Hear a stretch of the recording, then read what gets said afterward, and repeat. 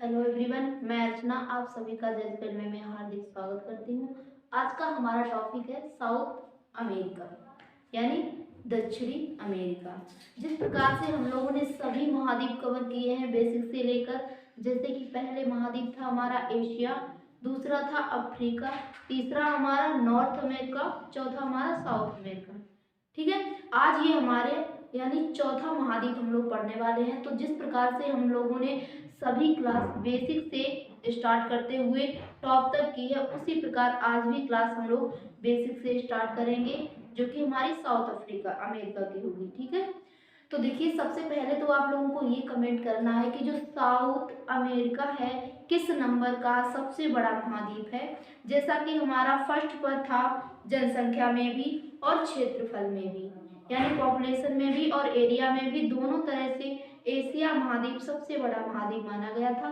तो आप लोगों को बताना है कि जो हमारा साउथ अमेरिका है ये किस नंबर का सबसे बड़ा महाद्वीप माना गया है। ठीक है, तो जल्दी से सभी लोग रिप्लाई दें कि ये किस नंबर का सबसे बड़ा महाद्वीप है।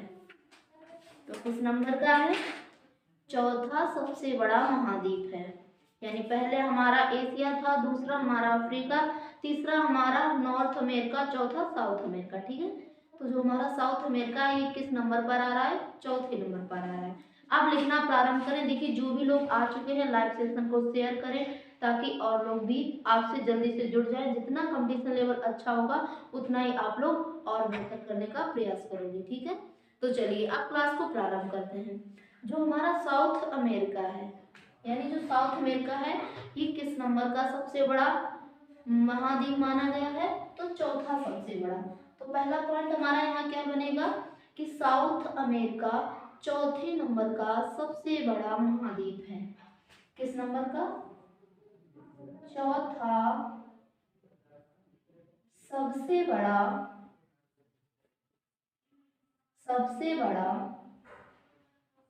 महाद्वीप है।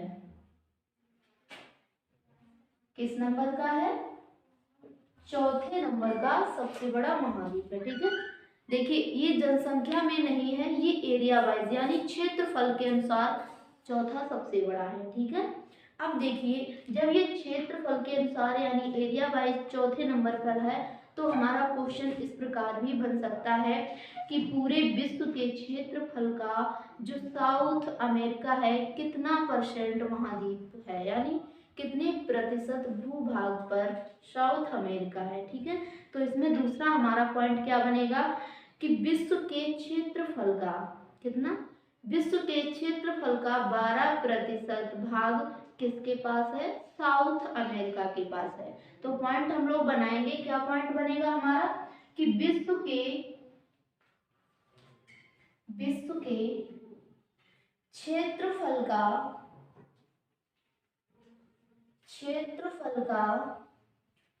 12% भूभाग किसके पास है? साउथ अमेरिका के पास है। ठीक है, जैसे विश्व में जितना भी मान के चलिए 100% क्षेत्रफल है पूरे भूभाग का, तो उसमें से जो साउथ अमेरिका है उसके पास कितना परसेंट है? 12% भाग साउथ अमेरिका के पास है। ठीक है, दो पॉइंट हमारे क्लियर हुए। क्षेत्रफल के अनुसार चौथा सबसे बड़ा महाद्वीप, चौथे नंबर का सबसे बड़ा महाद्वीप है और क्षेत्रफल है कितना?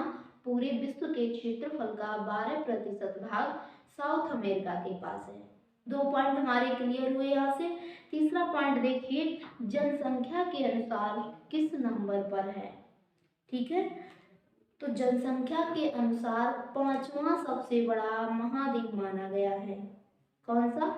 जनसंख्या के अनुसार यानी पॉपुलेशन के अनुसार, जनसंख्या के अनुसार पांचवा सबसे बड़ा महाद्वीप माना गया है। किस नंबर का है? पांचवा सबसे बड़ा महाद्वीप है। ठीक है, क्षेत्रफल के अनुसार चौथा है और पॉपुलेशन के अनुसार ये हमारा 5वें नंबर पर आएगा साउथ अमेरिका। समझ में आया आपको पॉइंट?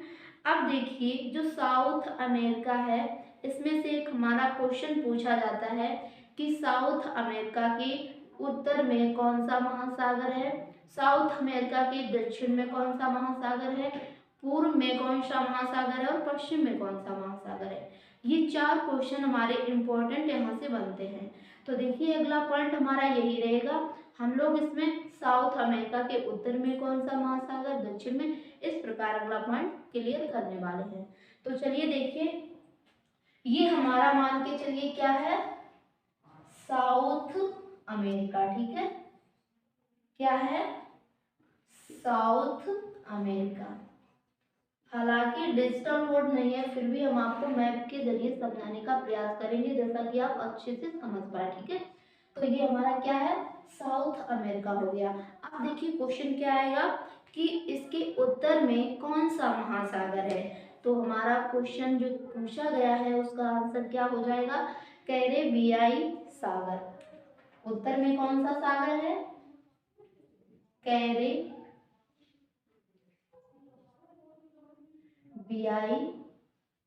सागर, ठीक है, ये उत्तर में सागर पड़ता है, कैरेबियाई सागर।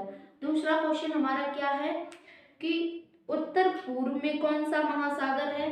तो कौन सा है उत्तर पूर्व में, अटलांटिक महासागर, जिसको अन्य किस नाम से जानते हैं, अंध महासागर के नाम से जानते हैं, ठीक है। तो कभी पूछा जाए, ये हमारा हो जाएगा पूर्व, ये हमारा हो जाएगा उत्तर, और यहाँ पर हमारा कौन सा हो जाएगा, उत्तर पूर्व में कौन सा महासागर हो जाएगा, अंध महासागर। कौन सा है महासागर, अंध महासागर। इसको अन्य किस नाम से जानते हैं, तो इसका अन्य नाम है अटलांटिक महासागर, ठीक है। क्या नाम है, अटलांटिक महासागर, ठीक है। अब अगर आपको ऑप्शन में अंध महासागर दे दिया जाए या अटलांटिक महासागर दे दिया जाए तो आपको कंफ्यूज नहीं होना है, अंध महासागर को ही अटलांटिक महासागर कहते हैं, ठीक है। अगला हमारा इसमें देखिए कौन सा बिंदु बनेगा। अगला जब हम लोगों ने उत्तर जान लिया तो ये क्वेश्चन भी पूछा जा सकता है कि साउथ अमेरिका के दक्षिण में कौन सा महासागर है। तो पहले तो आप लोगों को ये आंसर जल्दी से रिप्लाई करना है कि साउथ अमेरिका के दक्षिण में कौन सा महासागर है। जल्दी से सभी लोग रिप्लाई दें। तो दक्षिण में कौन सा महासागर है, अंटार्कटिक महासागर। कौन सा महासागर है, अंटार्कटिक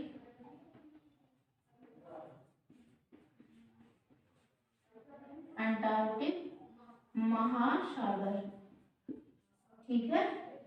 तो 3 दिशाएं कवर हो गई, उत्तर पूर्व पश्चिम और दक्षिण। अब हमारी एक दिशा बची है कौन सी, एक डायरेक्शन और हमारी बची है पश्चिम। तो क्वेश्चन ये भी आप जान लीजिए कि पश्चिम में कौन सा महासागर है, तो प्रशांत महासागर है। कौन सा महासागर है, प्रशांत महासागर, ठीक है। अब अगर क्वेश्चन, चारों क्वेश्चन में से एक भी क्वेश्चन अगर आपको एग्जाम में देखने को मिलेगा तो उम्मीद करते हैं कि आप लोग अच्छे से सारे क्वेश्चन कवर कर लोगे, ठीक है। तो देखिए एक बार दोबारा से इसको आप रिप्लाई दोगे, हम क्वेश्चन कर रहे हैं आपसे, ठीक है। तो पहला क्वेश्चन हमारा क्या है कि साउथ अमेरिका के उत्तर में कौन सा सागर है, तो कैरेबियाई सागर है। साउथ अमेरिका के उत्तर पूर्व में कौन सा सागर है, तो अंध महासागर है। अंध महासागर को अन्य किस नाम से जानते हैं, तो अटलांटिक महासागर के नाम से जानते हैं, ठीक है।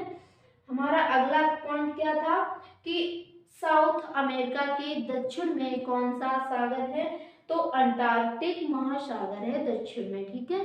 पश्चिम यानी वेस्ट में कौन सा सागर है, तो प्रशांत महासागर है, ठीक है। चारों महासागर आप लोग कवर कर चुके हैं जो कि साउथ अमेरिका के चारों डायरेक्शन में है, ठीक। अब देखिए अगला पॉइंट हमारा क्या बनेगा, जो साउथ अमेरिका है इसको 2 रेखाएं काटती हैं, यानी इससे होकर 2 रेखाएं गुजरती हैं। तो क्वेश्चन पूछा जाएगा कि कौन कौन सी 2 रेखाएं हैं जो साउथ अमेरिका से होकर गुजरती हैं। एक तो हमारा ये क्वेश्चन हो गया। दूसरा क्वेश्चन हमारा ये बनेगा कि साउथ अमेरिका के उत्तरी भाग से होकर कौन सी रेखा गुजरती है, यानी कौन सी लाइन उत्तरी भाग से होकर गुजरती है, कौन सी लाइन मध्य साउथ अमेरिका से होकर गुजरती है। ठीक है, इस प्रकार से क्वेश्चन पूछे जाएंगे। तो यहाँ पर हम लोग ये सागर जान चुके हैं, जिसको हटा देंगे। यहाँ पर हम लोग क्या जानेंगे, रेखाएं जानेंगे। ठीक है, तो देखिए इसको हटाइए और यहाँ पर हम लोग देखेंगे कौन कौन सी रेखा कहाँ कहाँ से होकर गुजरी है। ठीक है, तो देखिए जो साउथ अमेरिका है इसके उत्तर से होकर कौन सी रेखा गुजरी है, भूमध्य रेखा, जिसको कहते हैं 0 डिग्री रेखा या विषुवत रेखा। ठीक है, तो कभी क्वेश्चन पूछा जाए कि विषुवत रेखा को अन्य किस नाम से जानते हैं, तो भूमध्य रेखा के नाम से जानते हैं। भूमध्य का मतलब क्या होता है, जो पृथ्वी के बीचों बीच से रेखा होकर गुजरती है उसको क्या कहते हैं, भूमध्य रेखा कहते हैं। उसी को 0 डिग्री रेखा कहते हैं और उसी को विषुवत रेखा कहते हैं। ठीक है, देखिए एक नाम इसमें बहुत इजी है, कौन सा, भूमध्य रेखा। तो देखिए बहुत से वर्ड ऐसे होते हैं जिनका क्या होता है कि अगर आपने उस नाम का या संधि विच्छेद कर लिया या अच्छे से उसका अर्थ निकाल लिया तो वो क्वेश्चन ही आपको आंसर दे देता है कि हमारा ही आंसर होगा। जैसे कि देखिए यहाँ पर क्या था, भूमध्य रेखा। तो जब हम लोग भूमध्य लिखेंगे तो देखिए इसका अर्थ क्या हो जाएगा, भू का अर्थ हो जाता है भूमि और मध्य का अर्थ होता है बीचों बीच से, यानी जो पृथ्वी को बीचों बीच से रेखा अलग करती है उसको क्या कहते हैं, भूमध्य रेखा कहते हैं। इसीलिए हमारा पॉइंट इम्पोर्टेंट रहता है। अगर आपको किसी भी वर्ड का अर्थ निकालना अच्छे से आता है तो आप अधिक क्वेश्चन अटेंड कर पाओगे, अधिक क्वेश्चन इजी हो जाएंगे आप लोगों के लिए। ठीक है, तो अब देखिए जो हमारा साउथ अमेरिका है इसके उत्तर से कौन सी रेखा होकर गुजरती है, तो विषुवत रेखा होकर गुजरती है। तो यहाँ पर बनाइए, जो यहाँ से ये रेखा गुजरती है कौन सी रेखा है, विषुवत रेखा। कौन सी रेखा है, विषुवत रेखा बोलेंगे या तो भूमध्य रेखा कहेंगे, भूमध्य रेखा, या अन्य नाम इसका है 0 डिग्री रेखा। ठीक है, तो 3 नाम हो गए इसके, तीनों नाम आपको अच्छे से लर्न होने चाहिए। ये तो थी उत्तर से जो रेखा होकर गुजरती है। अब क्वेश्चन आता है कि मध्य से होकर कौन सी रेखा गुजरती है साउथ अमेरिका के, तो मध्य से होकर मकर रेखा गुजरती है। यहाँ से एक रेखा गुजरती है, कौन सी रेखा है, मकर रेखा। ठीक है, ये कहाँ से होकर गुजरती है, साउथ अमेरिका के दक्षिणी भाग से होकर गुजरती है। दोनों पॉइंट क्लियर हुए। लेकिन देखिए इसमें क्वेश्चन हमारा ये बनेगा कि साउथ अमेरिका के ऐसे कितने देश हैं जिनसे विषुवत रेखा होकर गुजरती है। समझ में आया, क्वेश्चन इस प्रकार से पूछा जाएगा कि साउथ अमेरिका के 3 देश कौन कौन से हैं। पहला है इसमें ब्राजील, दूसरा देश है इक्वाडोर और तीसरा देश है पराग्वे। ठीक है, तीनों देश आपको याद रखने हैं। कौन कौन से देश हैं, पहला देश है इसमें हमारा ब्राजील। कौन सा देश है, ब्राजील। दूसरा देश हमारा कौन सा है यहाँ पर, कोलंबिया। कौन सा देश है, कोलंबिया। और तीसरा देश कौन सा है, तीसरा देश है इक्वाडोर। कौन सा देश है, इक्वाडोर। तो ये 3 देश हैं जो साउथ अमेरिका में जो विषुवत रेखा है वहां से होकर गुजरती है। तो ये 3 देश इस रेखा पर स्थित हैं। ठीक है, आपको तीनों देश याद रहेंगे, ब्राजील, कोलंबिया और इक्वाडोर। अब देखिए एक क्वेश्चन हमारा ये बनेगा कि जो साउथ अमेरिका है इसमें सबसे बड़ा देश कौन सा है, एरिया में भी और पॉपुलेशन में भी। तो कौन सा देश है? ब्राजील है, जो क्षेत्रफल में भी और जनसंख्या दोनों मामले से बड़ा है। ठीक है, तो जनसंख्या में पूछा जाए तो भी ब्राजील और क्षेत्रफल में भी हमारा ब्राजील सबसे बड़ा देश है। अब देखिए जो मकर रेखा है ये कितने देशों से होकर गुजरती है? तो 4 देश हैं। कौन कौन से देश हैं? इसमें भी देश देखिए, पहला देश है इसमें चिली। कौन सा देश है? चिली। दूसरा देश कौन सा है? अर्जेंटीना। दूसरा देश कौन सा है? अर्जेंटीना है। तीसरा देश है पराग्वे। कौन सा देश है? पराग्वे। और चौथा देश है ब्राजील। तो ये 4 देश हैं जो मकर रेखा से होकर गुजरते हैं साउथ अमेरिका से। देखिए आप लोग अब ये सोच रहे होंगे कि जो ब्राजील है वो विषुवत रेखा इससे भी, यानी विषुवत रेखा यहाँ से होकर गुजरती है ब्राजील देश से, और मकर रेखा भी यहाँ से। तो देखिए हमने अभी आप लोगों को बताया कि ये क्षेत्रफल में भी और जनसंख्या दोनों तरह से सबसे बड़ा है। तो देखिए ये कहाँ तक इसका विस्तार है? इसका विस्तार यहाँ से लेकर और यहाँ तक, ये कौन सा है देश? ब्राजील देश है। इसलिए जब ब्राजील का विस्तार यहाँ से लेकर यहाँ तक है तो इसीलिए विषुवत रेखा भी होकर यहाँ से गुजरती है और मकर रेखा भी यहाँ से होकर गुजरती है। ठीक है, तो दोनों रेखाएं किस देश को काटती हुई गुजरती हैं? तो ब्राजील ऐसा देश है साउथ अमेरिका का जहां से दोनों रेखाएं गुजरती हैं, विषुवत रेखा भी और मकर रेखा भी। ठीक है, समझ में आया आप लोगों को अच्छे से? अब देखिए एक पॉइंट हमारा ये बनेगा कि दक्षिण अमेरिका में कितने देश स्थल रुद्ध हैं। स्थल रुद्ध का मतलब क्या होता है? जो स्थल सीमा से लगे हुए होते हैं। तो कितने देश हैं? जल्दी से आप लोगों को ये क्वेश्चन का आंसर देना है कि साउथ अमेरिका के कितने देश स्थल रुद्ध हैं। तो कितने देश स्थल रुद्ध हैं? बोलीविया और पराग्वे 2 देश हैं जो स्थल रुद्ध हैं। स्थल रुद्ध का मतलब क्या होता है? जिनकी सीमा समुद्र से ना लगकर किसी अन्य देश से लगती है तो उन्हें कहते हैं स्थल रुद्ध, यानी भूमि से लगती है। ठीक, तो कौन कौन से देश हैं? पहला देश है इसमें बोलीविया और दूसरा देश है पराग्वे। तो अगला पॉइंट हम लोग बनाएंगे क्या कि साउथ अमेरिका के कितने देश स्थल रुद्ध हैं। क्या पॉइंट हमारा बनेगा? साउथ अमेरिका के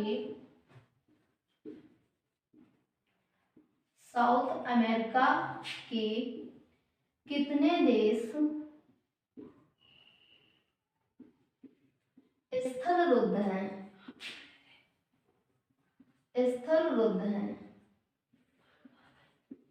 अभी हमने आप लोगों को बताया था कि अगर कोई भी वर्ड डिफिकल्ट है थोड़ा तो उसको आप छोटे छोटे टुकड़ों में विभाजित कीजिए और उसका अर्थ निकालिए। जब आप अर्थ निकाल लोगे तो क्वेश्चन हमारे लिए इजी हो जाता है। जैसे इसमें स्थल रुद्ध का मतलब अगर आप लोगों को नहीं पता है तो देखिए यहाँ पर स्थल, इस पार्ट को हम अलग कर लेंगे, रुद्ध को अलग कर लेंगे। तो स्थल का मतलब होता है यानी भूमि से, रुद्ध का मतलब होता है लगा हुआ।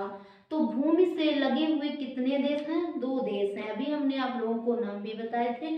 तो पहला देश है इसमें बोलीविया। पहला देश कौन सा है? बोलीविया। और दूसरा देश है पराग्वे।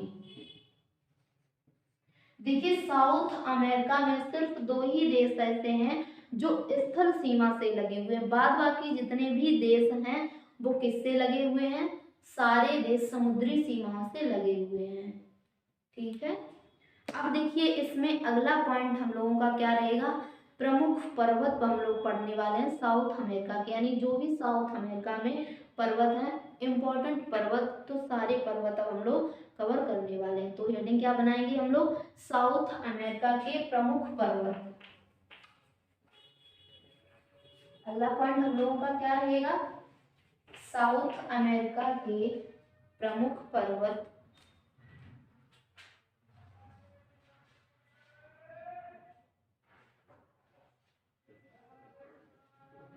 साउथ अमेरिका के प्रमुख पर्वत। तो देखिए इसमें हमारा महत्वपूर्ण पॉइंट क्या बनेगा। पहले तो इसमें जो देखिए प्रमुख पर्वतों में एंडीज पर्वत श्रृंखला है जो साउथ अमेरिका यानी विश्व की सबसे लंबी पर्वत श्रृंखला है। कौन सी? एंडीज पर्वत श्रृंखला। देखिए पर्वत श्रृंखला का मतलब क्या होता है? पर्वतों की लाइन। श्रृंखला का मतलब क्या होता है? लाइन होता है। यानी जो पर्वतों की लाइन होती है तो उसे हम लोग क्या कहते हैं? पर्वत श्रृंखला कहते हैं। जो एक पर्वत होता है उसे सिर्फ पर्वत बोलते हैं, और जहाँ बहुत सारे पर्वतों की लाइन यानी श्रृंखला होती है उसको पर्वत श्रृंखला बोलते हैं। तो क्या है? जो एंडीज पर्वत श्रृंखला है ये विश्व की सबसे लंबी पर्वत श्रृंखला मानी गई है। इसकी जो लंबाई है वो कितनी है? लगभग में इसकी लंबाई 7200 किलोमीटर है। कितनी है? 7200 किलोमीटर है। और इसका विस्तार कहाँ है? यानी जो हमारी एंडीज पर्वत श्रृंखला है इसका विस्तार कहाँ है? तो दक्षिण अमेरिका यानी साउथ अमेरिका के पश्चिमी तट पर है। पश्चिमी तट कहाँ हो जाएगा? जैसे कि ये हमारा मान के चलिए साउथ अमेरिका है और इसका पश्चिमी तट कौन सा हो जाएगा? ये पश्चिमी तट हो जाएगा। ठीक है, तो ये पश्चिमी तट। अब देखिए जो एंडीज पर्वत श्रृंखला है उसका विस्तार यहाँ से लेकर यहाँ तक है। कहाँ से लेकर? यहाँ से लेकर यहाँ तक उसका विस्तार है एंडीज पर्वत श्रृंखला का। अब देखिए इसमें कुछ बड़े बड़े पर्वत भी हैं।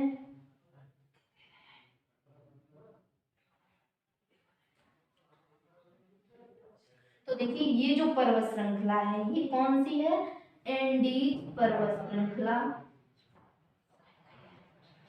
एंडीज पर्वत श्रृंखला।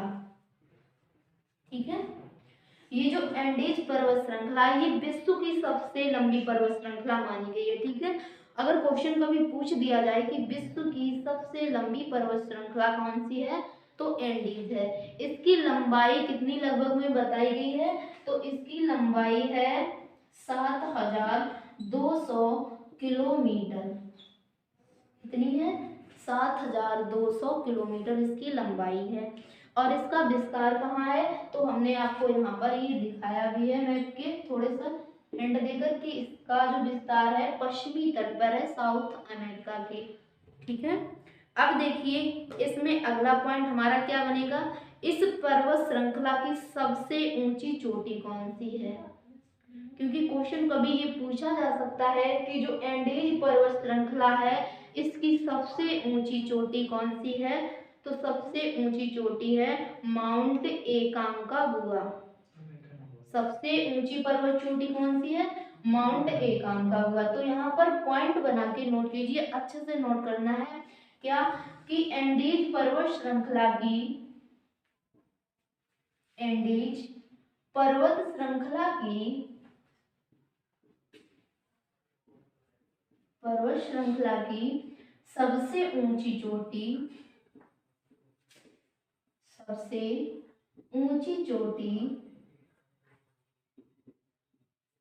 कौन सी है? क्या नाम है? तो उसका नाम है माउंट एकांकागुआ।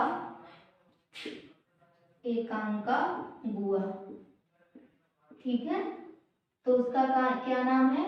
माउंट एकांकागुआ। जैसे कि ये पर्वत है, ठीक है, तो इसमें से क्या पूछा गया हमसे कि ऐसा कौन सा पर्वत है जिसकी ऊंचाई सबसे अधिक है? तो मान के चलिए ये हमारा पर्वत हो जाएगा जिसकी ऊंचाई सर्वाधिक है। तो कौन सा पर्वत है? माउंट एकांकागुआ। ये सबसे ऊंची पर्वत चोटी है माउंट नहीं एंडीज पर्वत की। ठीक है, जो एंडीज पर्वत श्रृंखला है इसकी सबसे ऊंची चोटी है। इसकी अगर आपसे ऊंचाई पूछी जाएगी तो क्या हो जाएगी? 6960 मीटर इस पर्वत चोटी की ऊंचाई है। किसकी ऊंचाई है? माउंट एकांकागुआ की 6960 मीटर।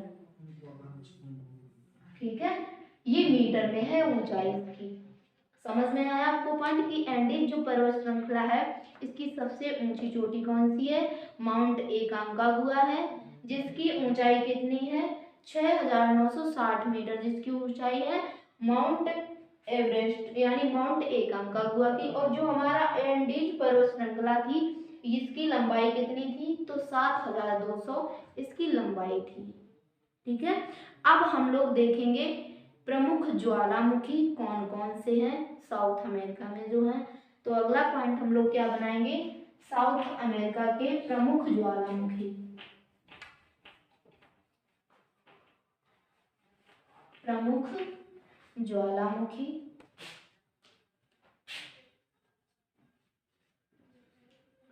प्रमुख ज्वालामुखी।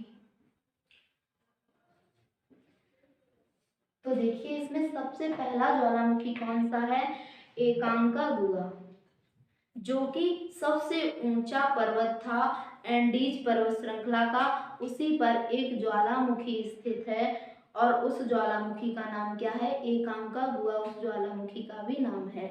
तो अगला पॉइंट हम लोग क्या बनाएंगे, ज्वालामुखी में सबसे फर्स्ट ज्वालामुखी है एकांकागुआ, एकांकागुआ, और ये उसी पर्वत पर स्थित है, इसलिए इसका नाम भी एकांकागुआ ज्वालामुखी रखा गया।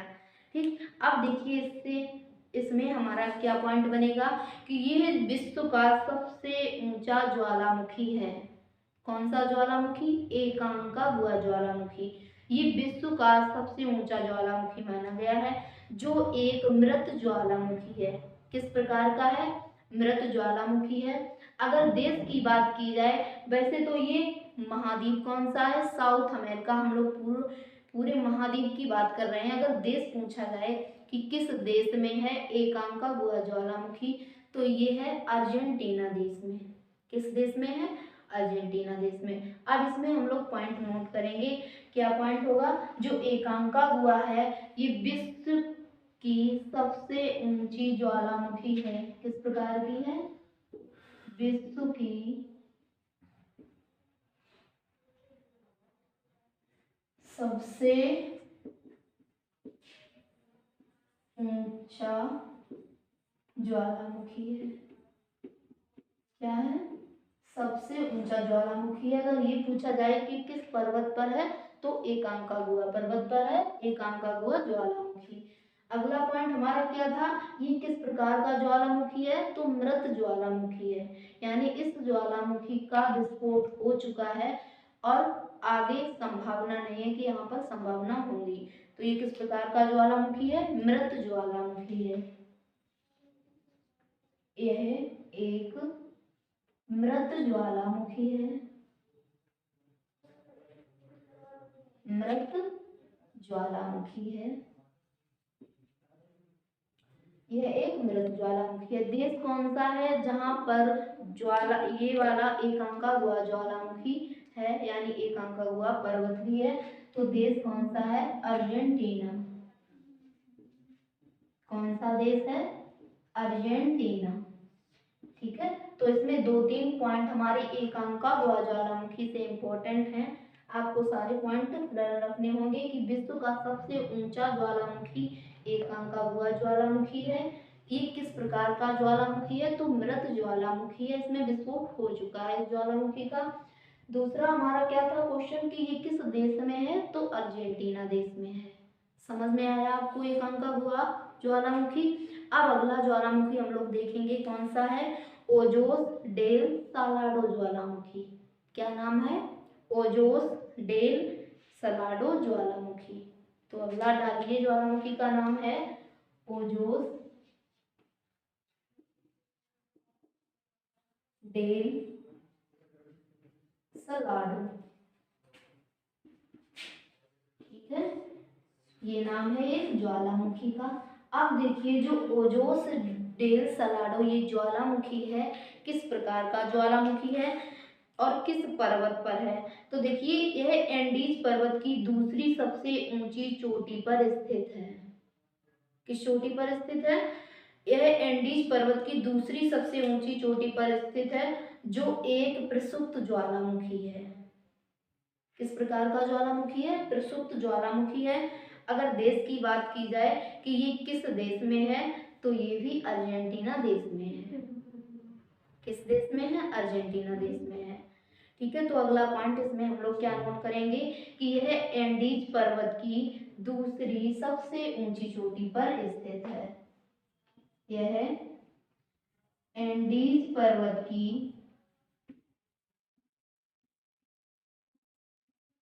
दूसरी सबसे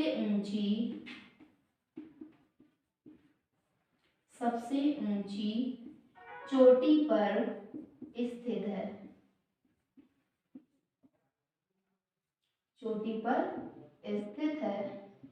ठीक है, क्योंकि सबसे ऊंची चोटी तो थी एकांकागुआ, दूसरी सबसे ऊंची चोटी है ओजोस डेल सालाडो, जहां पर ओजोस डेल सालाडो एक ज्वालामुखी है। और ये किस प्रकार का ज्वालामुखी है? तो प्रसुप्त ज्वालामुखी है। ओजोस डेल सालाडो ये किस प्रकार का ज्वालामुखी है? यह एक प्रसुप्त ज्वालामुखी है। प्रसुप्त ज्वालामुखी है। देखिए, प्रसुप्त का मतलब क्या होता है? प्रसुप्त का मतलब होता है जिसमें अभी विस्फोट नहीं हुआ है, इसमें कभी भी विस्फोट हो सकता है इस ज्वालामुखी। तो ये प्रसुप्त का मतलब होता है कि ये प्र का मतलब होता है सोया हुआ, सुप्त का मतलब होता है सोया हुआ, प्र का मतलब होता है पहले से, यानी पहले से सोया हुआ है, इसमें कभी भी विस्फोट हो सकता है, यानी कभी भी ये जाग सकता है। तो यही होता है प्रसुप्त का मतलब कि इसमें कभी भी विस्फोट हो सकता है इस ज्वालामुखी में। मृत ज्वालामुखी, इसमें विस्फोट हो चुका रहता है। ठीक, अगला ज्वालामुखी इसमें हमारा कौन सा है? चिम्बेरेजो ज्वालामुखी। क्या नाम है ज्वालामुखी का? चिम्बेरेजो ज्वालामुखी। चिम्बेरेजो ज्वालामुखी। आपको सभी ज्वालामुखी के नाम भी याद रखने होंगे अच्छे से, क्योंकि क्वेश्चन कभी इतना अगर पूछ दिया जाए कि जो ओजोस डेल सालाडो ये ज्वालामुखी है, तो ये किस प्रकार का ज्वालामुखी है? तो प्रसुप्त ज्वालामुखी है। एकांकागुआ किस प्रकार का ज्वालामुखी है? तो मृत ज्वालामुखी है। अब देखिए, जो चिम्बेरेजो ज्वालामुखी है, इसमें हमारे फैक्ट क्या इंपॉर्टेंट रहेंगे कि इक्वाडोर में स्थित है। कौन सा देश है? इक्वाडोर देश है, जहां पर चिम्बेरेजो ज्वालामुखी स्थित है। ठीक, और ये किस प्रकार का ज्वालामुखी है? तो ये भी प्रसुप्त ज्वालामुखी है। किस प्रकार का है? प्रसुप्त। तो इसमें पॉइंट हमारा क्या बनेगा कि चिम्बेरेजो ज्वालामुखी इक्वाडोर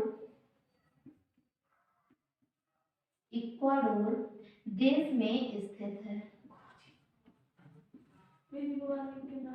देश में स्थित है। और ये किस प्रकार का ज्वालामुखी है? तो प्रसुप्त ज्वालामुखी है। इक्वाडोर देश में स्थित है और यह प्रसुप्त ज्वालामुखी है। किस प्रकार का ज्वालामुखी है? प्रसुप्त ज्वालामुखी है। ठीक है, तो आपको चिम्बेरेजो ज्वालामुखी समझ में आया कि ये किस देश में है? तो इक्वाडोर देश में है। और ये किस प्रकार का है? प्रसुप्त ज्वालामुखी है। अगला कौन सा ज्वालामुखी है? कोटोपैक्सी ज्वालामुखी। कौन सा है अगला ज्वालामुखी? कोटोपैक्सी ज्वालामुखी। तो देखिए, उसमें हमारे फैक्ट क्या इंपॉर्टेंट रहेंगे और किस देश में स्थित है। तब तक आप लोग जल्दी से रिप्लाई दें कि जो कोटोपैक्सी ज्वालामुखी है ये किस देश में है। कोटोपैक्सी ज्वालामुखी किस देश में है?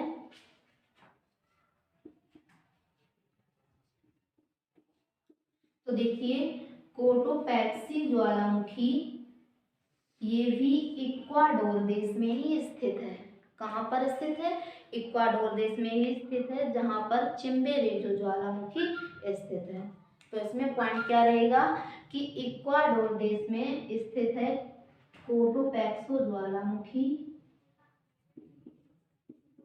इक्वाडोर देश में स्थित है। किस देश में है? इक्वाडोर देश में स्थित है और विश्व का सबसे ऊंचा सक्रिय ज्वालामुखी है। इसको आप इम्पोर्टेंट पॉइंट बना के नोट कीजिए कि विश्व का सबसे ऊंचा सक्रिय ज्वालामुखी कौन सा है।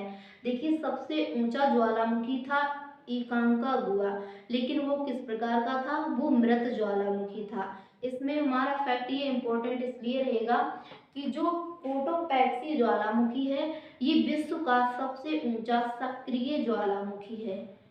ठीक है, किस प्रकार का है, सक्रिय ज्वालामुखी है। तो इसमें नोट कीजिए कोटोपैक्सी ज्वालामुखी इक्वाडोर देश में स्थित है, विश्व का सबसे ऊंचा सक्रिय ज्वालामुखी है, जो विश्व का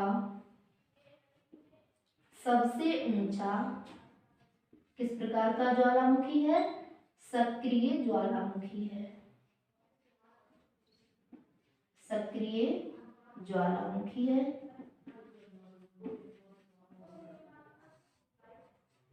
किस प्रकार का है, सक्रिय ज्वालामुखी है। लेकिन देखिए जो ये ज्वालामुखी सक्रिय ज्वालामुखी है किस देश में है, इक्वाडोर देश में है। यानी जो विषुवत रेखा है साउथ अमेरिका से होकर गुजरती है, तो उसमें से सबसे पास कौन सा ज्वालामुखी है, तो कोटोपैक्सी ज्वालामुखी है, ये विषुवत रेखा के सबसे पास है। तो अगला पॉइंट इसमें क्या बनेगा कि कोटोपैक्सी ज्वालामुखी विषुवत रेखा के सबसे समीप है। ये ज्वालामुखी